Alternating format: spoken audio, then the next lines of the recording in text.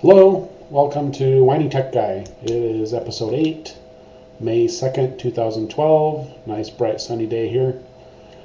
So I wish I was outside instead of sitting here. But anyway, today there's not a lot going on this last week, tech-wise at least, that I wrote down anything that I wanted to whine about. So it might be a little bit short today. So I don't know what's going on. The stupid people must be taking vacation or something. Don't know. Anyway, the first thing I wanted to write a whine about is something I saw last week. It actually happened in Australia at the Sydney, Australia Apple Store, where a couple big black buses pulled up and a bunch of people got off and with signs that said "Wake up," started chanting and blocking the Apple Store entrance. Some kind of flash mob thing orchestrated by somebody. At first, people were reporting that it was Samsung, which is a competitor for Apple, that was doing that. And then a week later, it came out that it was RIM, Research in Motion, the Blackberry yahoos, that paid for and pulled off this prank stunt. Whatever. I haven't been able to read anywhere why they did it. I don't know that there's been any official statement from RIM, but it just boggles my mind why they would do this. It's the most ironic thing I've seen in a long time, that they want Apple to wake up when it's RIM that needs to wake up, since they've lost their minds and they're losing hundreds of millions of dollars every quarter, and they're just flushing their company down the toilet. They totally missed the whole smartphone thing, and it's kind of unfortunate because, they had smart type phones with the Blackberries, pretty good devices. A lot of people love them, especially enterprise people. They were very popular, and then the smartphone revolution came around. Apple starting that, and Android jumping in, Google, and all the other makers, Samsung, HTC. And RIM didn't really catch on. They kind of tried and said, here's this touch kind of Blackberry, but we're still going to put a keyboard on it, and it just wasn't good. The build of the first device was crappy, and they had this haptic feedback thing with the screen clicking that was just bizarre. And even after 4 or 5 years of this, they haven't figured it out. And I don't know what they're thinking. They finally got rid of their two CEOs. That should have told us something right there, that they had two CEOs at the same time. Who does that? And these guys, boy, if I had time to go through some of the quotes that these guys have said, you would think that this was some kind of comedy troupe, these RIM people, this Blackberry company, because they just had their heads 3 feet up their butts. And they've got a new guy. A couple things have happened this week. That's actually the second thing I want to talk about.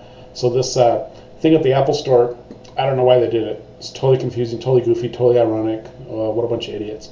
Why did they do it in Australia at the Sydney Apple Store? I don't know. So RIM, here's another RIM story. They released a beta phone for BlackBerry 10 with the new OS and a new phone, kind of a beta device. Test phone for developers. Not really exactly sure what it is, but it can't make phone calls and it can't access wireless networks. Okay, what in the world are you supposed to do with it? That seemed really stupid and goofy that they would put this out. I guess they want developers to be able to see what their apps are going to look like on this phone. Okay, so that's it, and they produce some kind of hardware that they're giving out to developers. It doesn't make any sense. So it seems like they're just following the same stupid path that they've been following. Nothing's changed. They haven't fixed anything. They really need to pull their heads out and get with the program. They're just driving their company right into the ground. And at this point, I don't expect they're going to pull it out. I think they're done. Just a matter of time.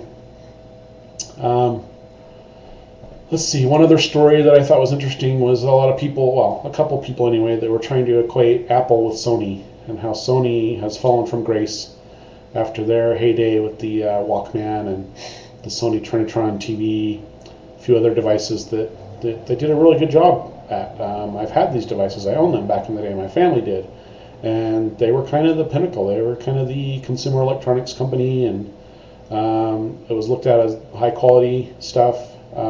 Everybody wanted a Walkman, a Sony Walkman. It was kind of like, today's iPod. Everybody was getting them, and I had one, and put your cassette tape in there, and it's the greatest thing to be able to carry it around and listen, and it was awesome. But boy, have they really kind of fallen from grace. The whole company, they've just everything. I mean, their TVs are maybe still looked at being good, but they have gone down in their quality, and they're just not doing well anymore. That was awkward to say. Anyway, sorry about that. So there's people that are saying, well, Apple's like Sony. They're doing great right now, but someday they're going to fall in the same traps, and their stuff's going to be crap, and they're going to go downhill, and yeah, maybe that'll happen. I mean, 10, 20 years from now, who knows? But I don't think they're the same. And there's been a couple articles out there that have kind of debunked that whole theory and shown why Apple isn't the same as Sony and why they have a better chance of keeping on a good path. And I certainly hope that's the case, so that we continue to get good devices and innovation and good experiences from Apple. And I actually kind of hope Sony kind of turns around and starts doing better. I don't expect they're going to. It seems like they're kind of like these other companies like Grimm. They just have kind of lost it. They don't have the culture and the thinking going forward, and that's too bad for them. I hope that Apple doesn't end up that way, and like I said, there's plenty of information in comparing the two and the directions they went. I don't think it's going to happen, at least not the same way for Apple. Without Steve Jobs around, they're probably after the next 2 to 4 years, there's probably going to be some type of a noticeable change, maybe, because even though he didn't think up all the great ideas by himself, executing on those things and making critical decisions at critical junctures did come from him directly. And I'm not so sure that those things are going to be done with the current people that are there, that they're going to be able to make those same critical decisions and not kind of go down a wrong path. Does that mean they're going to completely fail and have crappy stuff? No. But are they going to be able to keep the magic that we kind of see in some of the things that have been going on the last 10 years? I'm worried about it, but I don't think they're going to completely fail like Sony has. Another Apple story that I've seen is a lot of, because of the results, their financial results coming out last week. As soon as those things come out, there's a whole bunch of people that jump on that, and I don't know what it is, if they're just trying to get page views, get people to read their articles or what, but they come out and say, the sky's falling, this is it, this is the top, they're not going to be able to keep this up, they're going to fail, so everybody starts shorting Apple in the stock market because their stock's not going to go up, and they keep doing this. I'm just really starting to get sick of it. Maybe they're doing it in the hopes that, if they say something like that and it actually happens, they'll look like a genius. So they're taking a big risk so that they can maybe hit something big and look like a genius, and it'll propel their careers into the stratosphere or something. I guess that could happen, and maybe it's happened in the past, but there is a reality out there. And if you want to write and say, wow, these results are record, they're in the stratosphere, they're great, is Apple really going to be able to keep this up? I guess we'll see. And if you had some really strong reasons why they can't keep it up, then go ahead and write about those. But I haven't seen any. It's all guessing at this point. And there's no reason why you would really guess that Apple couldn't keep on doing it. There's, plenty of market out there, and there's new things that could come out, more innovation, and if they keep cranking and executing on those things, there's no reason why they can't keep doing as well as they're doing, and even better.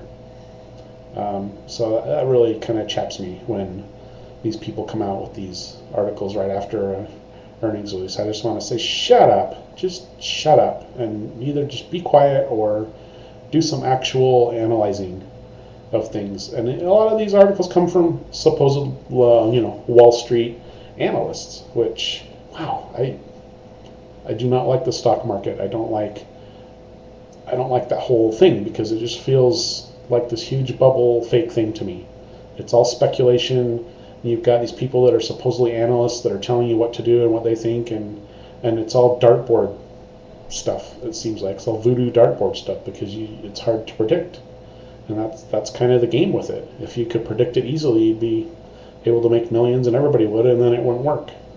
So it's just gambling. It's like rolling a roulette wheel. You can't. You're going to try and predict. If it was black 18 or whatever. I don't gamble, so hopefully that wasn't completely impossible. But black, red, whatever, blackjack. You're guessing and hoping that you don't bust, or that the dealer busts, or whatever. It's all chance. A lot of it's chance. Rolling dice. I mean, they might as well just do that and guess, and they might do better than than they would otherwise. And I actually heard stories of people that do roll dice for stock market picks and have actually done better than some of the supposed experts. So I wish they would just shut up. Hi, iPad. I got my iPad sitting here next to me. Got a little screensaver going with the weather and a nice little picture, and that's kind of fun. Boy, I love having that thing. I'm so grateful that it was given to me, and I just love it. I'm just digging into it and learning how to use it more, and what an incredible device.